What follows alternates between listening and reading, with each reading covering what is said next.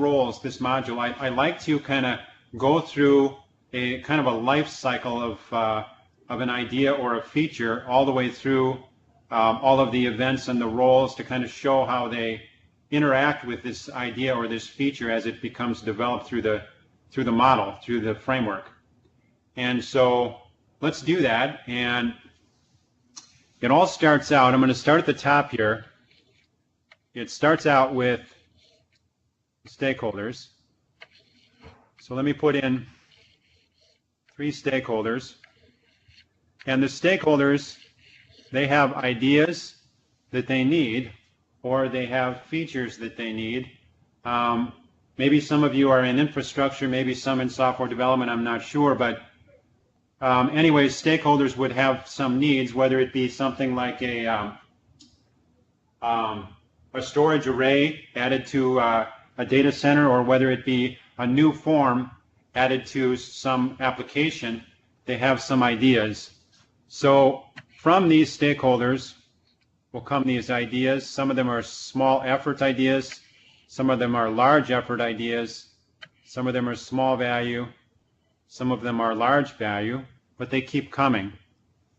Now I like to think of these stakeholders as a factory. This idea is kind of helpful to me when I think, because factories have capacity limits, they have inputs and outputs, and what's output from this factory is ideas, as I mentioned, or features.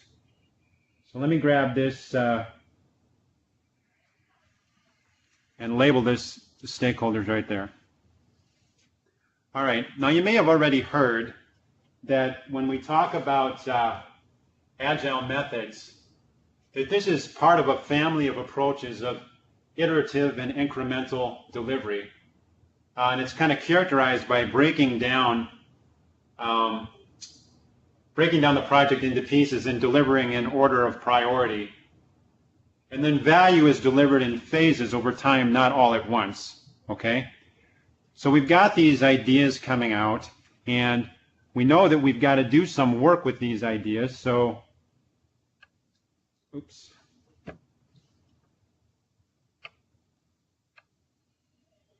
So I'm gonna add another role, a new role, and this role I'm going to call the build team.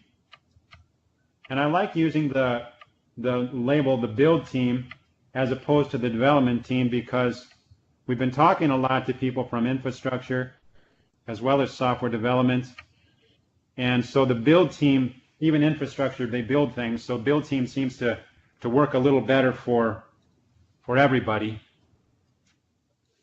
So let's grab this build team label here, and let's put that down there. Now, there's some things right away that I want to say about the build team.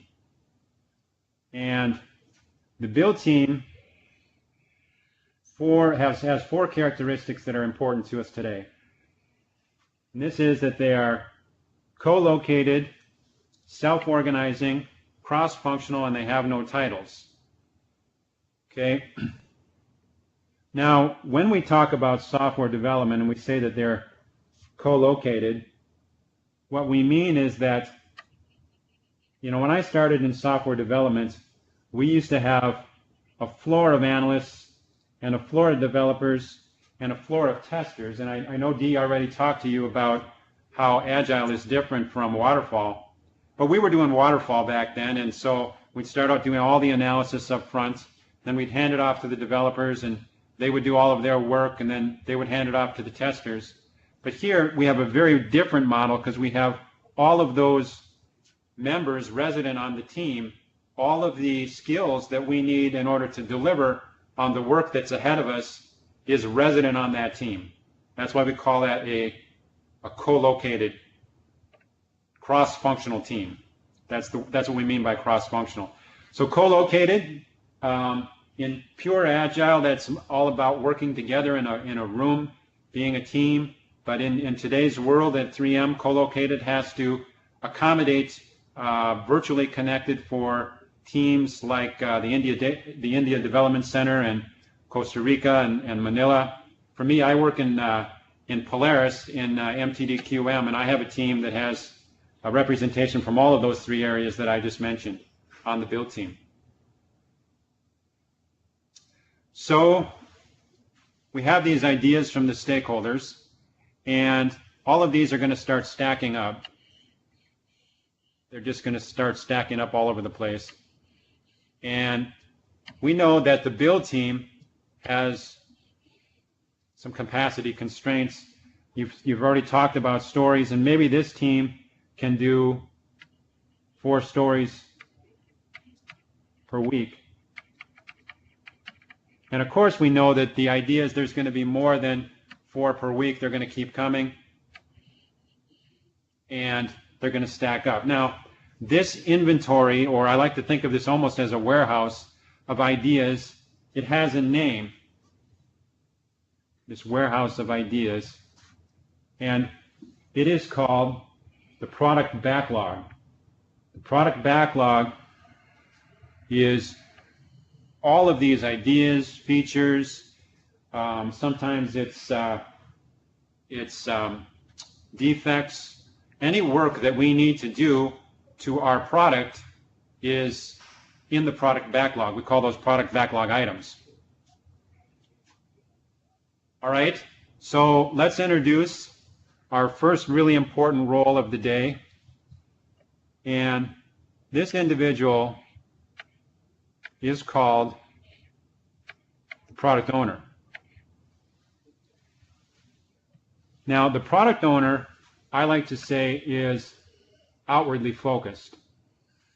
Okay, the product owner is very connected to the stakeholders, to the business. They understand the vision for the product. And when we say product, this means this release or this, for me, it would be the MTDQM of Polaris, but our product would be this big piece of feature functionality that we're building over time. And so the product owner is all about understanding the vision for this product, connected to the stakeholders. From a team perspective, they're more outwardly focused. Okay? Now, the product owner, when these backlog items start stacking up, the product owner will make a decision. You may have already talked about this, but the product owner will make a decision, yes or no, as to whether this item should be included in the backlog when this comes from the stakeholders.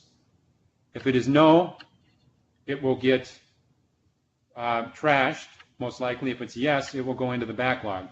So the product owner has, I like to say, they have the authority and the responsibility to say no. Now, in my area, in MTDQM, we've had a lot of really good product owners over time. And let me just give you a quick example of what this would look like. When we're going out to the sites in order to understand the requirements to roll out this SAP software, sometimes the sites will say, well, we need the system to do this or that. And when we start saying, okay, why do you need this or that, and we start drilling back, we'll come to discover that this is some thing that is a result of some old system that had some limitation, and they built a defensive thing. Maybe it's a cross-check of some data or something. It's kind of a defensive thing because of this limitation an old system had, and they carried it forward from system to system and expect, you know, the global SAP model to do that as well. And this is where the product owner says, no, that's not going into our backlog for the global system. This is a local site thing that you need to change your process, you need to do some training, and you will accomplish the end goal, but it will be done differently using the new software. So this is an example of how the product owner would say no and not put that idea into the backlog. All right. We'll talk more about the product owner in just a minute, but I need to draw one more factory, and this factory is all about taking these product backlog items and turning these into stories that we can use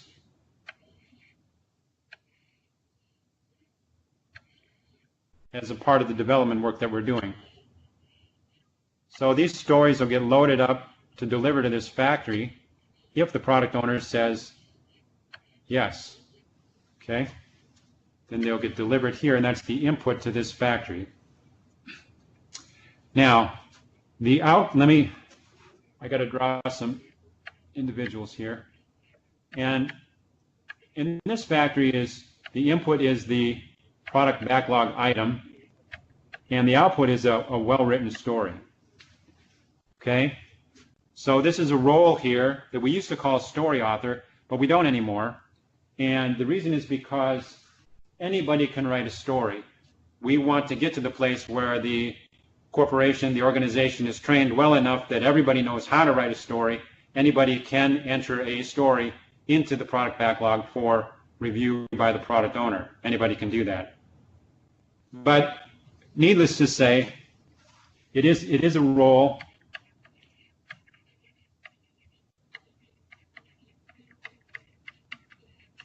that is a task that is accomplished because we put input into this factory product backlog items, and we output well-written stories.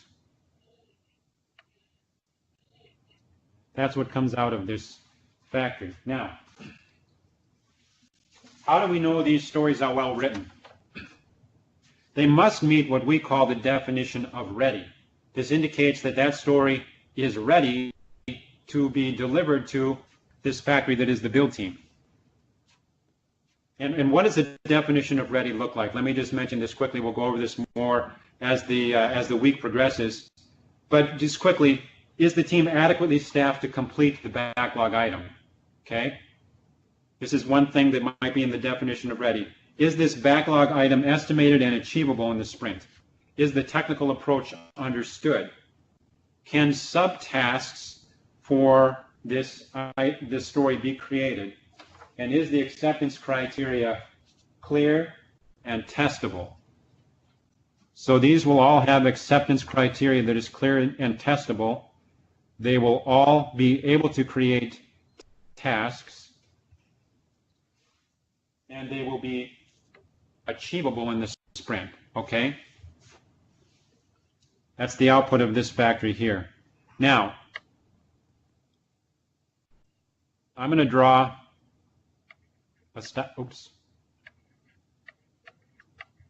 sign.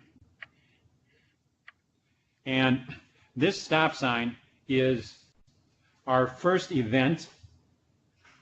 The framework calls these events.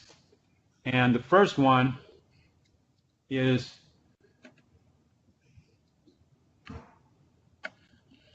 the sprint planning meeting. Okay? Now, the sprint planning meeting, we'll talk more about sprint planning meeting when we get into a deep dive into events. But let me just say from a perspective, this module is about roles. And the sprint planning meeting is definitely an important event for the product owner. Product owner, it's because the sprint planning meeting has two parts to it. And the first is the what part. The second is the how part. Okay? And the sprint planning meeting has two deliverables. One is to set a sprint goal, and the other is to understand which of these product backlog items that are well written and meet the definition of ready, which of these should be included in the next sprint. Okay? So the product owner in this meeting lobbies for the product backlog items that are high value. Product owner is all about organizing the backlog by value. If you looked at Jira and you looked at the product backlog, you could see the highest value stories are at the top. That's what the product owner does, is to organize those so high value stories that they're at the top. And they lobby for the stories that they like to see included in the next sprint. All right. So let's keep going. We're kind of working our way around this circle of activities for these stories. Now, in this meeting, as I've already mentioned, we will decide which of these stories will be included to be on this truck to be delivered to this factory, the build team, as an input for the next sprint. Okay? And at this meeting would be the product owner, and it would also be the entire build team, Scrum Master. We haven't talked about them yet, but we will in just a second. But they will all agree that we are making a commitment to complete, in this case, these 3 stories that are sitting on this truck. That is an outcome of the sprint planning meeting. Now, the cargo on this truck here has a name because this is our commitment to the sprint, and it's called the sprint backlog. That's when we move these stories that meet the definition of ready into the truck in order to be consumed by the build team in the next sprint. That is called the sprint backlog. Okay, so now we have the build team, and we start doing one of our next events, which would be to sprint. We start a sprint. And a sprint for us generally is 2 weeks long. Doesn't have to be. It could be 1 week. In some cases, we've had 1 week sprints here at 3M. But it is a time box where we will commit to delivering some increment to the stakeholders. Now, so that will be the output of this factory will be this increment. Okay, so we'll deliver some stories that are an increment. Okay. Now this output has a couple of names, but I want you to know this. One is potentially shippable product. Another one, a minimally viable product, increment. It has a lot of different names, but it is the output of the sprint. It is what we committed to when we put that cargo on this truck and delivered it to the build team when they started sprinting. Potentially shippable product. Now, last time we taught this, some people got a little bit hung up on the terminology potentially shippable. And you know, when I think about how we deliver in increments when we work on the Scrum framework, you know, the other day I was thinking about kind of like a wedding cake, and if it was a real big wedding cake that had columns on it and it was quite a big structure, we might start by building just one small cake that would be part of a column. Maybe there's 3 cakes in each column and there's 3 columns. So if we deliver one cake from this build team out here, that would be potentially shippable increment, because it isn't the whole delivery that we're going to deliver, but it is something that we could ship it. I mean, you could sell it. It's edible, and you could eat it. But it is part of a bigger release. It's part of something bigger. That's why we call it potentially shippable increment. All right. So now we need to introduce another very important role. And I'm sure you've heard this name already, but this individual is called the Scrum Master. Now, I like to say, relative to the team, that the product owner is outwardly focused. Relative to the team, the Scrum Master is inwardly focused. The Scrum Master is all about, the Scrum Master, I like to say, has a lot of lean thinking in them. They're all about smooth flow of work through the team. They're all about increasing the team's velocity over time. Now, velocity is a term that we use, simply means how many stories they're completing in a given sprint. Okay? Like to see them increase their velocity over time. The Scrum Master is a servant leader, because we've already said that this team is self-organized. It has no manager that is lording over them. Nobody's giving them tasks to do. They're assigning their own tasks. That's part of the second part of the sprint planning meeting. I mentioned it has a what and a how. The second part is all about the build team assigning their own tasks and taking responsibility for the delivery of that increment. So the Scrum Master is not a manager. They're a servant leader, and their role changes over time. Most of the time we see a Scrum Master start out as a teacher, because usually when a new team spins up, the Scrum Master most often has the most knowledge, the most training of the Scrum framework.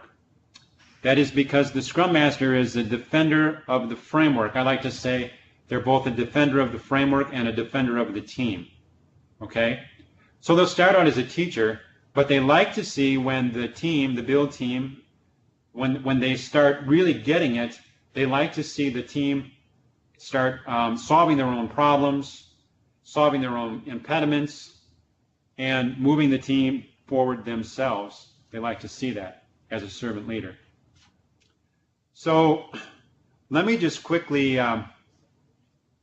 mention this.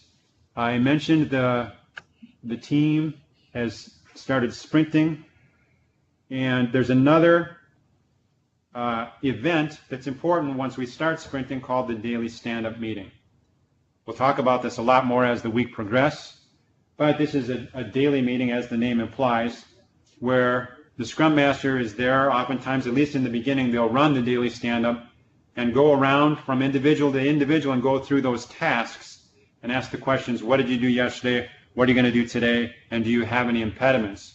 Scrum Master is focused like a laser on anybody who would say, I have an impediment. The Scrum Master wants to move that impediment so that the team can continue their work and meet their commitment, deliver on their commitment for the sprint. All right. So I'm going to put, let's,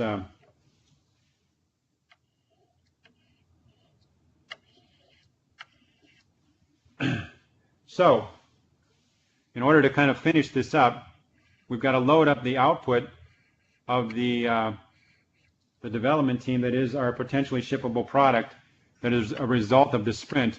We're going to load that up and deliver it to the stakeholders. But before we do that, I'm going to draw another stop sign. And this stop sign is also an event, and this one is called the sprint review.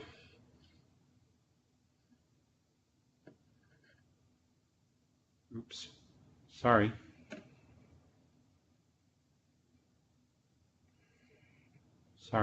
This one is called the sprint review. Okay, so the sprint review is owned by the product owner, and this is the chance to demonstrate to the stakeholders what it is that we delivered in this sprint. This is the sprint review, also called the sprint demo. It is a very important part of the Scrum structure, the framework, because I'm sure Dee talked to you about the columns of the empirical method is transparency, inspect, and adapt. And so I hope you kind of get the sense as we go through this model that transparency is kind of everywhere. We've got these time-boxed meetings where we've got the sprint planning meeting, we've got the daily stand-up meeting, and we've got the sprint review where there's, if anything is going wrong, it's very apparent. It becomes very much apparent, and it's because we're transparent in the way that we work. You know, we don't any longer have a floor of analysts and a floor of developers, and they go into their cubes or their offices and close their door and do their work. We're working in a way that our work is transparent, and we talk about our work and if we're having any trouble. Okay, so part of the model in the area of transparency and inspect and adapt, the sprint demo is all about, again, demonstrating the output of the sprint to the stakeholders, and the product owner largely will do this with the help of the story authors, the person who wrote the story, and will actually show what we did. Now, it's interesting that tomorrow morning at 7 we will end a sprint, and today at 9:15 we just did a sprint demo. We just did that in my area in MTD QM in Polaris. And what we did is today we had about 30 stakeholders on the phone from businesses, from healthcare, from automotive, from all the different divisions, and they're looking at, we're making a change to a notification form, but they're looking at the changes that we're making because they want to give feedback to the product owner to say, once again, make a decision, yes or no. Do we want to accept the cargo on this truck and deliver it to the stakeholders? This is a decision that the product owner will make. If it says yes, it gets loaded up and delivered. If it says no, most of the time, it goes back into the product backlog. And just quickly, let me say quickly that I don't see in my area, we've been sprinting for about 3.5 years in MTD-QM, and I don't see a lot of no's when we do the demos, but I do see a lot of yes, but. Let me give you kind of just an idea, an example. So we did some work in our area to create some software for the testing, the analysts that do the testing in the factories, for them to record some test results and take a decision as to whether this is good material or not. So we were demonstrating this to the stakeholders, and this was a while ago, and showing them how the analysts can make a decision, yes or no, as to whether this is good material. And they said, yeah, this looks good, but healthcare said, you know, we have regulated products. We're an FDA regulated area. We need to be able to take a 2-part digital signature when we make that decision.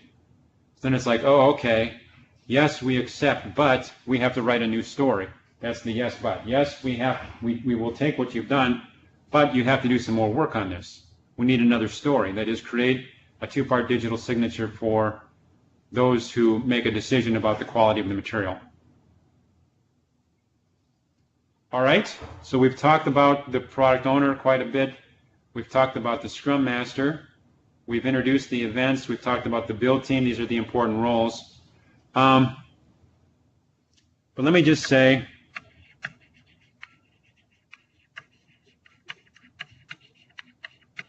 that in the center of this model is this feedback loop that is so important,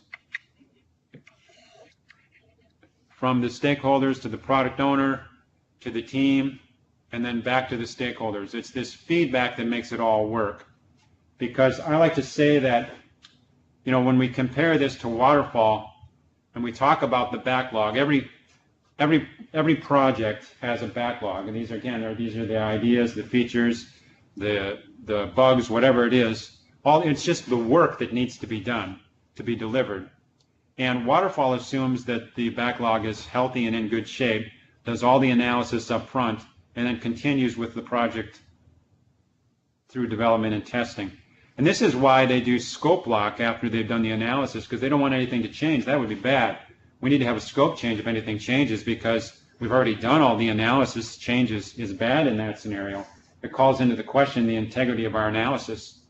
But when we do the Scrum framework, we approach the backlog completely differently. I like to say that we know that the backlog is not healthy up front. We know that it's missing some things, just like when I discovered we were missing the digital signature. We know that those who wrote the stories didn't have all the facts. They did a good job, but they didn't know everything. And we know that oftentimes when we're going down this path of delivering on a release, that technology changes. These things happen. So in the Scrum framework, we understand the product backlog to be unhealthy in the beginning, but we expect it to get healthy over time.